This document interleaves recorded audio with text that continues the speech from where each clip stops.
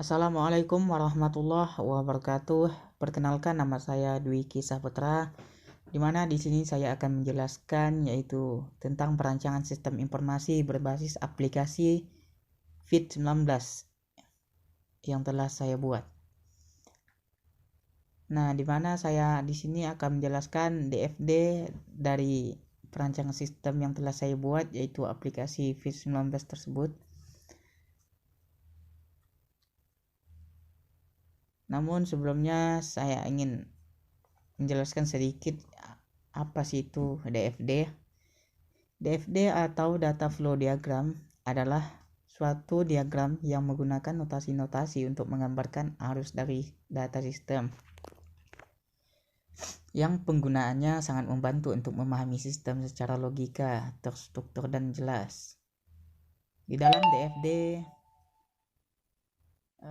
terdapat 3 level di dalamnya, yaitu yang pertama yaitu diagram konteks atau diagram level 0, yang kedua yaitu diagram 0 atau diagram level 1, dan yang ketiga yaitu diagram rinci atau diagram level 2. Nah, diagram konteks. Pertama kita akan membahas diagram konteks. Diagram konteks ini adalah menggambarkan satu lingkaran besar yang dapat mewakili seluruh proses yang terdapat di dalam suatu sistem. Merupakan tingkatan tertinggi dalam DFD dan biasanya diberi nomor angka 0 atau diagram 0 gitu ya. Nah, untuk semua entitas eksternal yang ditunjukkan pada diagram konteks itu berikut aliran data utama menuju dan dari sistem. Diagram ini sama sekali tidak memuat penyimpanan data dan tampak sangat sederhana untuk diciptakan. Kelihatan untuk diagram konteks ini, tampilan dari modelnya ini sangat tampak sederhana gitu. Nah, selanjutnya yaitu diagram 0 atau diagram level 1 merupakan satu lingkaran besar yang mewakili lingkaran-lingkaran kecil yang ada di dalamnya. Merupakan pemecahan diagram konteks ke diagram 0. Di dalam diagram ini memuat penyimpanan data, di mana diagram konteks tadi dia tidak memuat suatu penyimpanan data. Namun untuk di diagram 0 ini modelnya itu akan tampak, yaitu memuat sebuah penyimpanan data. Nah, kemudian yaitu ketiga, diagram rinci. Diagram rinci merupakan diagram yang menguraikan proses apa yang ada dalam diagram 0. Nah, ini adalah lanjutan dari diagram 0 tadi. Untuk diagram rinci, dia menguraikan proses yang ada di diagram 0 tadi. Seperti itu. Namun di sini pada penjelasan saya tidak akan menjelaskan diagram rinci. Saya akan hanya menjelaskan yaitu dari perancangan sistem saya, yaitu diagram konteks dan juga diagram 0 saja. Untuk diagram rinci silahkan saya tidak akan menjelaskan di sini. Nah, langsung saja kepada model DFD yang saya buat.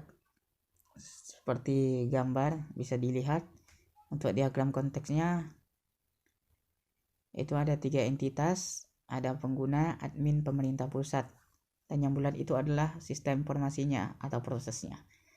Nah, bagaimana cara sistem ini berjalan? Seperti akan saya jelaskan, yaitu seperti apa?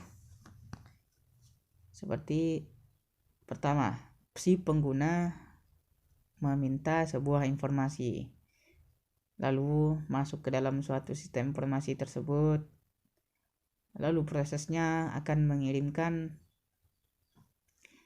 kepada si admin, lalu admin akan meminta informasi tersebut kepada pemerintah pusat, dan pemerintah pusat akan mengirimkan informasi tersebut kepada sistem informasi tersebut.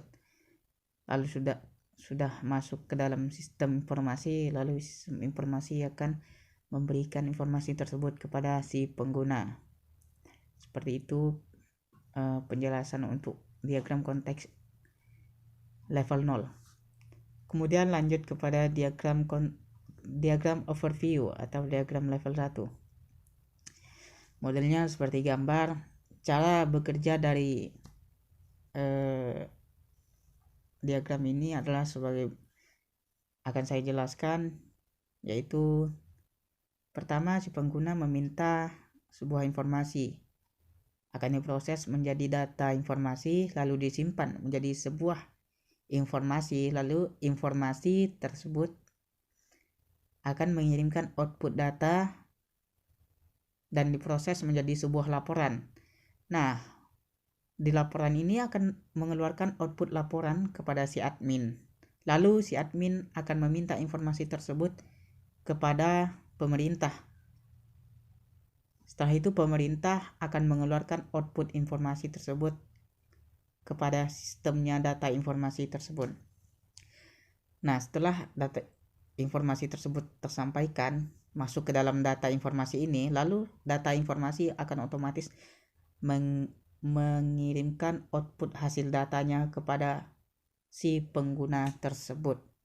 Seperti itu model data dari diagram overview atau DFD level 1. Mungkin cukup sekian penjelasan dari saya, semoga bisa dipahami dan dimengerti. Semoga mudah untuk memahaminya dan bermanfaat untuk kita semua. Saya akhiri, wabillahi taufiq wal hidayah. Wassalamualaikum warahmatullahi wabarakatuh.